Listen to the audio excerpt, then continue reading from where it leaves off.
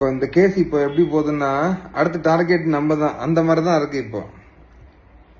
அதனால தான் இந்த ஒரு வீடியோ ஒரு பதிவு போட்டு வச்சிருவோம், என்ன நடக்குது அப்படின்னு. இப்போ ஃபியூச்சரில் ஏதாவது ஒன்றுன்னா இப்போ இந்த பதிவு ரொம்ப ஒரு யூஸ்ஃபுல்லாக இருக்கும். எப்படி எங்கள் அப்பா காய்ச்சோ அந்த மாதிரி இந்த இது வந்துட்டு இப்போ ஸ்டேட் லெவலில் போனது, அப்போ நேஷனல் லெவலில் போகலாம்.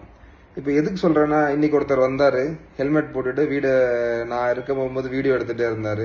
அப்போ நான் வெளியே போகிறேன், டக்குன்னு வண்டி எடுத்துகிட்டு போயிட்டாரு, யாருன்னு தெரியல. இன்னொன்று, சாவுக்கு பயப்படுறதெல்லாம் ஒன்றும், சாவுக்கு பயந்தெல்லாம் ஒன்றும் இல்லை. சாவுக்கு அப்புறமா வரப்போகிற பொறுப்பை நினச்சி தான் ரொம்ப பயந்துருந்தோம். நானும் சரி, எங்கள் அப்பாவும் சரி. நம்ம நிறைய பேசுவோம், அதை பற்றிலாம் பேசுவோம், இது எப்படி என்ன வேணால் நடக்கலாம். அப்போல்லாம் சாவுக்கு எப்பவுமே பயந்ததே இல்லை. அது ஒரு நிமிஷம் 2 நிமிஷம் வேதனை தான். ஆனால் அதுக்கப்புறமா இருக்கிற பொறுப்பு, எதுக்காக நாங்கள் இந்த இடத்துக்கு வந்தோம், எங்களோட ஒரு குறிக்கோள், அந்த ஒரு கவலையாக தான் இருக்குது. எதுக்கு சொல்ல வரேன்னா, இப்போ இந்த 4வது எஃப்ஐஆர் போட்டு 4 நாள் ஆயிடுச்சு. இந்த 4 நாள் போட்டு எஃப்ஐஆர் 4வது குற்றவாளியா இன்னும் பிடிக்க முடியல. இத்தனைக்கும் அந்த பொம்பளை வந்துட்டு நம்ம திருநெல்வேலி ஹைகோர்ட்ல வேலை செஞ்ச பொம்பளை, புருஷனை பிடிச்சிட்டாங்க, பொண்டாட்டியை பிடிக்க முடியல. புருஷனை சுட்டு பிடிச்சிருக்கன்றாங்க, பொண்டாட்டியை பிடிக்க முடியல. அப்போ வெளியே இருந்தா என்ன பண்ணுவா, பெயிலுக்கு மூவ் பண்ணி அந்த கேஸை டைல்யூட் பண்றதுக்கு அந்த சாட்சியெல்லாம் கெடுத்துக்கிட்டு தானே இருப்பான். அது எப்போ பிடிக்க போறீங்க? இன்னைக்கு நாளைக்குன்றீங்க. மர்டர் 2 பேர் சரண்டர் ஆயிட்டுறாங்க. அந்த டிமாண்ட் வச்சதுனால ரொம்ப அப்பதான் பாடி வாங்கினால அந்த 3வது ஆளை பிடிச்சிங்க. அந்த மெயின் அக்யூஸ்ட் எப்போ பிடிக்க போறீங்க? அதை பிடிச்சதானே இது இந்த கேஸ் ஸ்ட்ராங் ஆகும். அதை நீங்க இப்ப விடுறதுனால இப்போ நீங்க அந்த இவங்களுக்கு எல்லாம் சப்போர்ட் பண்ற மாதிரி ஆயிடாதா? திருப்பி திருப்பி வந்துட்டு ஒரு தப்பு மேல தப்பு பண்ணிட்டே இருக்காதீங்க. இப்படிதான் அந்த கிருஷ்ணமூர்த்தியும் பண்ணா, பிசிஆர் கொடுத்துட்டோன்னு அதை ஸ்ட்ராங் பண்றதுக்கு என்னமோ பண்ணா. அப்புறமா அப்ப தப்பு மேல பண்ணி பண்ணி பண்ணி பண்ணி எக்ஸ்ட்ரீம் இப்போ உள்ள இருக்கான், டெத்து அளவுக்கு போயிருச்சு. இந்த மாதிரி கவர்மெண்ட் அஃபீஷியல்ஸ் அந்த மாதிரி பண்ணாதீங்க. உங்களோட ரொம்ப ஸ்பெஷல் ரிக்வஸ்ட்னா, நீங்க அவங்களை சப்போர்ட் பண்றது வேண்டாம். நீங்க அவங்களை எதுக்கு காப்பாற்றணும்னு நினைக்கிறீங்க? எல்லாமே 100% நாங்க டாக்குமெண்ட்ஸ், எவிடன்ஸ் எல்லாமே கொடுத்தாச்சு. இதுக்கப்புறமா நீங்க அவங்களை காப்பாற்ற நினைக்கிறது எல்லாமே உங்க கவர்மெண்ட்டுக்கு தான் அது அசிங்கம். அதனால அவங்களை காப்பாத்துறது நினைச்சு தப்பு மேல தப்பு பண்ணி பண்ணி பண்ணி இது இன்னும் பெரிய இஷ்யூவா ஆக்கிறாதீங்க. தப்பு பண்ணிட்டாங்க, முடிஞ்சிருச்சு, சஸ்பெண்ட் பண்ணா அடுத்த டிஸ்மிஸ் டாக்குமெண்ட்ஸ் கொடுக்குறேன், அவங்க டிஸ்மிஸ் பண்ணுங்க, அவங்க உள்ள போவாங்க, அது ஓகே. பிளஸ் அப்ப நம்மள்ட்ட எனக்கும் கிருஷ்ணமூர்த்தியும் இருக்கிற அந்த கேஸ் நம்ம அதை ஹேண்டில் பண்ணுவோம். அதனால இல்ல கவர்மெண்ட் தலைஞ்சி நம்ம கெட்ட பேர் வந்துடும், அவங்கள அந்த அபிஷியல் சப்போர்ட் பண்ணி பண்ணி பண்ணி கவர்மெண்டோட இதை கெடுத்துக்காதீங்க. அதே மாதிரி அந்த அசிஸ்டன்ட் கமிஷனர் செந்தில்குமாரோட ஹிஸ்டரி எல்லாம் நான் எடுத்து பார்த்தேன். ரொம்ப நான் டீப்பா தான் பாக்குறேன். எனக்கு ஒரு நாலேஜும் இல்லை. நான் ரொம்ப பதட்டெல்லாம் படலை, ரொம்ப எக்ஸைட் ஆகல. ஒரு அப்பா செத்து வந்துட்டு ஒரு பையன் வந்துட்டு ரொம்ப எமோஷன் டவுன் ஆயிடுவான், அந்த சீன்லாம் இங்க எதுவுமே இல்லை.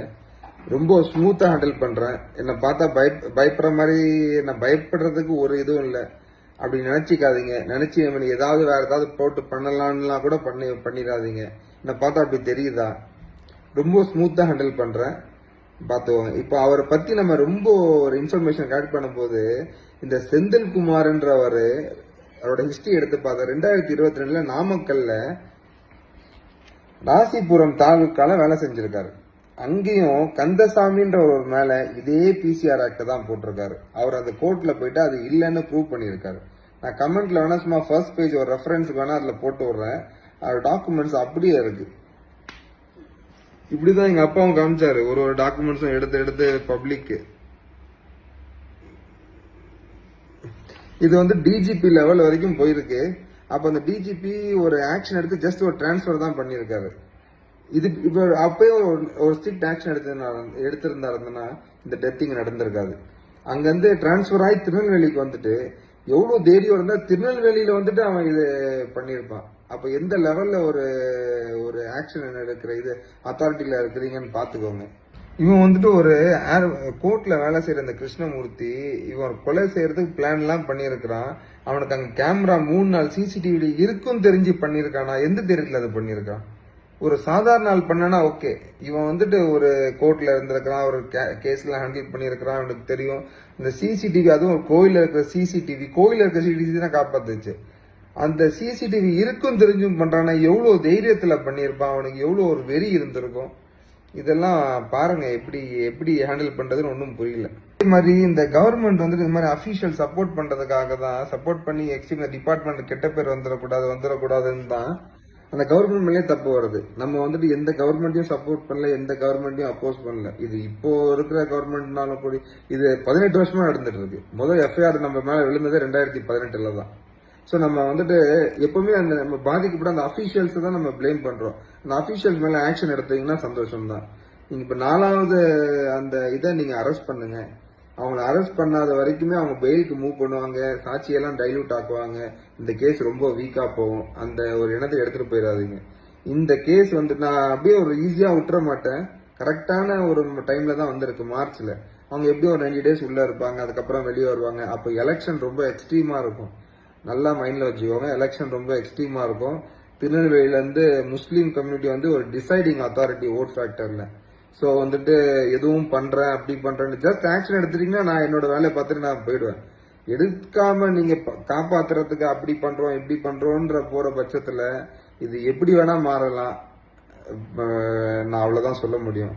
நான் ரொம்ப ஸ்மூத்தா ஹேண்டில் பண்ணுவேன், பயப்பட மாட்டேன். முன்னாடி சொன்ன மாதிரி தான். அதனால நீங்க வாங்க கொடுத்த அவர் குண்டாஸ்ல போறது குண்டாஸ் போட்டுருங்க. அபிஷியல்ஸை நீங்க டிஸ்மிஸ் பண்ணிருங்க.